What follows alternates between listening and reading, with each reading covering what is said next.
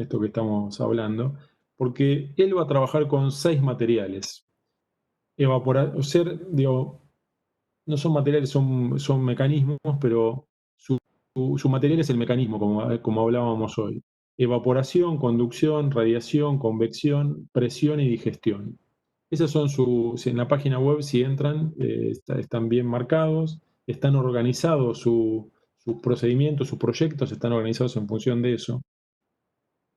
Pero porque dice que en realidad, y esto no descubro nada, porque ustedes lo ven mucho más que en procesos constructivos se ve mucho más, que tiene que ver con un montón de arquitectura tradicional, antigua, está basada justamente en estos temas.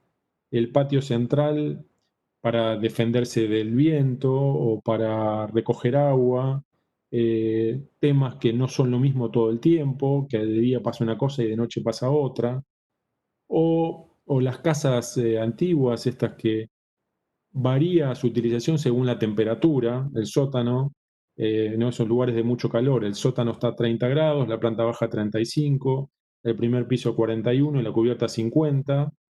Los niveles de humedad van a la inversa, en el 70% de humedad abajo, 15 en la cubierta.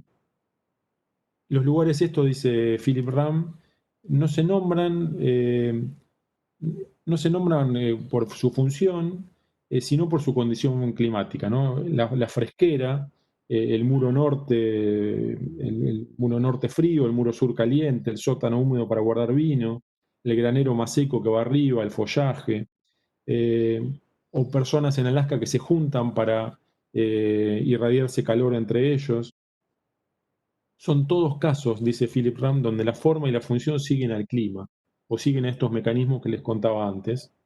La idea de Philip Ram es traerla al presente y actualizarla con nuevas posibilidades, donde la forma y la función van a surgir como consecuencia de esos factores ambientales y la arquitectura empieza a tener un sentido más racional mediante el modelado a partir de esos elementos invisibles, ¿no?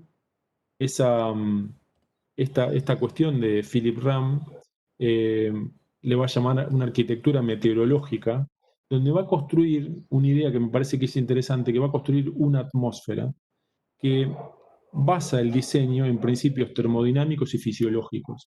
Esa condición, eh, esa termodinámica que está basada en esos intercambios de energía, justamente que se van a ir produciendo, y esos intereses arquitectónicos basados en cuestiones atmosféricas, con una relación muy directa entre lo material y lo inmaterial de esta cuestión. Eh, pero siempre va a ir relacionando eh, esa atmósfera y el cuerpo como un límite de posibilidades para definir el espacio, justamente, a partir de esa condición, donde ese elemento principal que vamos a trabajar es el aire, eh, que no es un elemento único, indivisible, dice Philip Ram, sino que está compuesto por temperaturas distintas, humedades, densidades, presiones, olores, todas esas cuestiones que en general no se estudian, pero que están muy presentes en esa percepción del espacio. Nos preocupamos por un montón de cuestiones espaciales, casi de disposición de los límites de la materia, pero no nos preocupamos por cómo está el aire para que eso suceda, ¿no? O nos preocupamos poco. Porque el aire, dice Philip Ram, tiene la capacidad de definir el espacio, eh, que van a ir provocando distintas cualidades de confort y de interacción con el usuario. Se van a ir transformando todo el tiempo y el aire va a ser quien defina la forma y la función en la arquitectura. Estos procesos fisiológicos que van a vincular al sujeto con el medio, justamente, con el, con el aire, que es como les decía antes, a partir de la radiación, conducción, convección, digestión, presión y evaporación. Ese, ese elemento que empieza a definir, ese material que empieza a definir RAM, no es una atracción estética, por el momento ha hecho poca cosa, pero sí interesa como estudio experimental de ese espacio a partir de otro tipo de cualidades que necesita el ser humano para que interactúe, ¿no? Esto dice, la escultura consiste en diseñar un sólido, mientras que la arquitectura trata el material invisible, el espacio, el vacío, la atmósfera. Entenderemos el aire no como algo invisible, sino como la herramienta, el material necesario para dar forma a la arquitectura, justamente. Entonces, esa noción de transformación de las nociones de tiempo y de espacio empieza a transformarse en otra condición. Eh, porque dice, estos son algunos experimentos, ¿no? De esa idea que Philip Ram reniega, que es la idea del confort continuo que está establecida en la arquitectura, que es la idea que estamos bien a 21 grados, con una humedad relativa del 50% y una intensidad lumínica de 2000 lux. Es, dice Ram, como un día soleado de primavera en París, que hubiéramos deseado repetir indefinidamente por todo el mundo, ¿no? Y en realidad ese Philip Ram, la arquitectura o el espacio, como habitamos el espacio, no es siempre así, no necesitamos esa condición continua, esa sensación no tiene que ser siempre la misma, el confort no es siempre ese, es una sensación que varía en esta imagen que empezamos a ver, distintos tipos de actividades según el calor, según la presión, cuanto, ¿no? Cómo se va disponiendo la función en relación al calor que necesitamos, que no es siempre el mismo.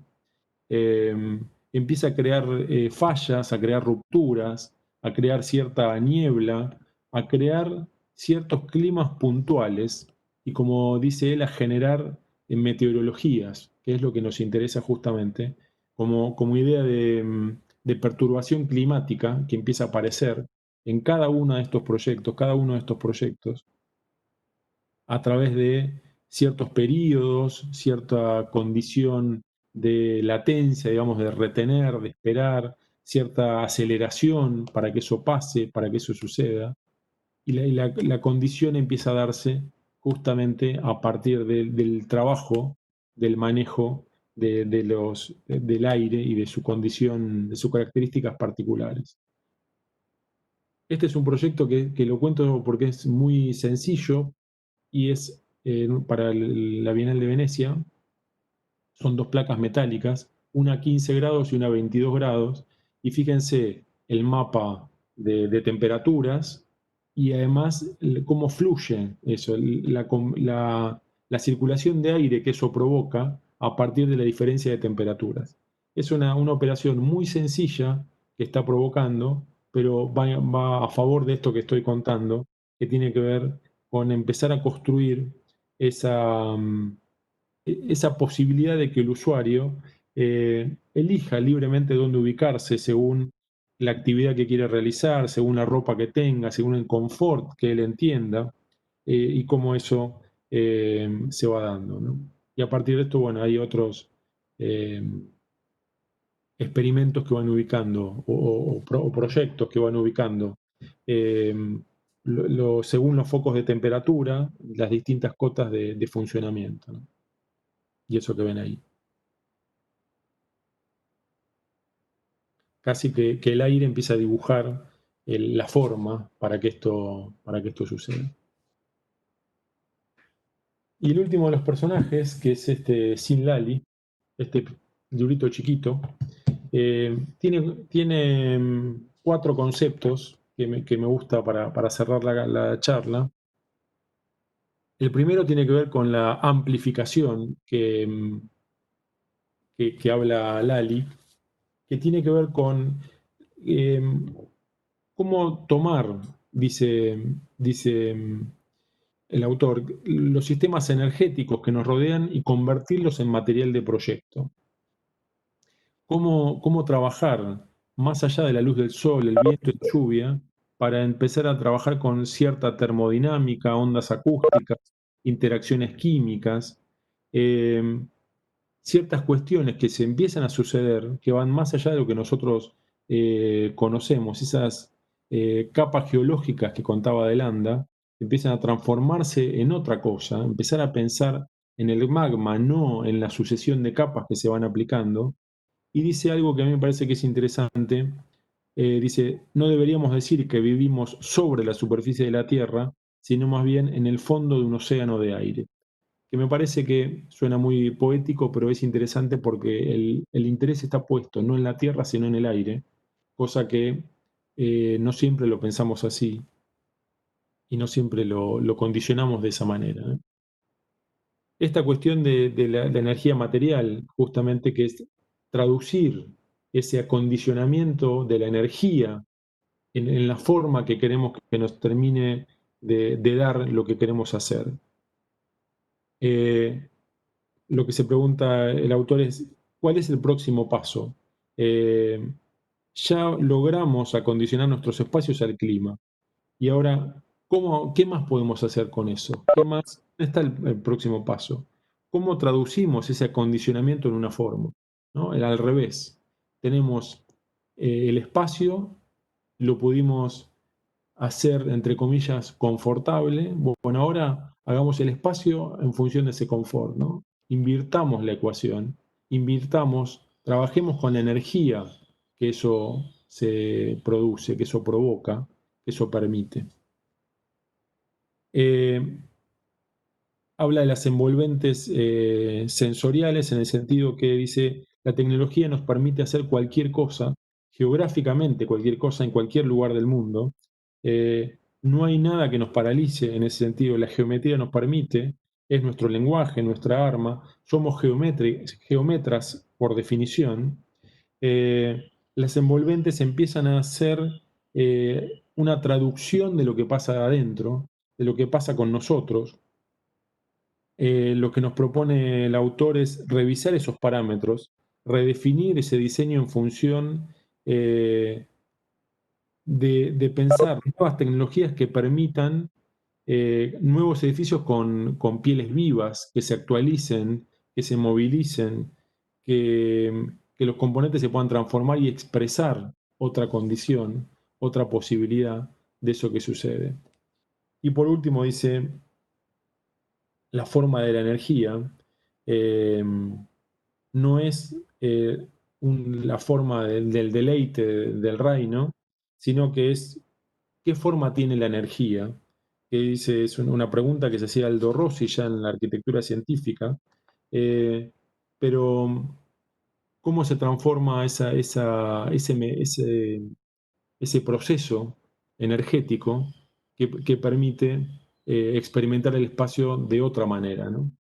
Entonces, pensar nosotros la materia como energía o la energía como materia que nos permita nuevas posibilidades, nuevas condiciones, ver mecanismos, no soluciones, mecanismos que nos van a dar algo, entender que el proyecto ahora ya lo dirige la materia, no somos nosotros, sino que nosotros guiamos el procedimiento para que la materia lo dirija.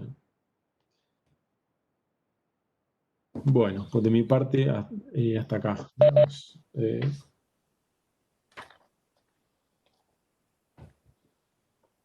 Bueno, Pablo, Los escucho. ¿querés dejar de compartir? Así pasamos a una tanda final de preguntas o comentarios. Gracias, Marcelo, por el aplauso.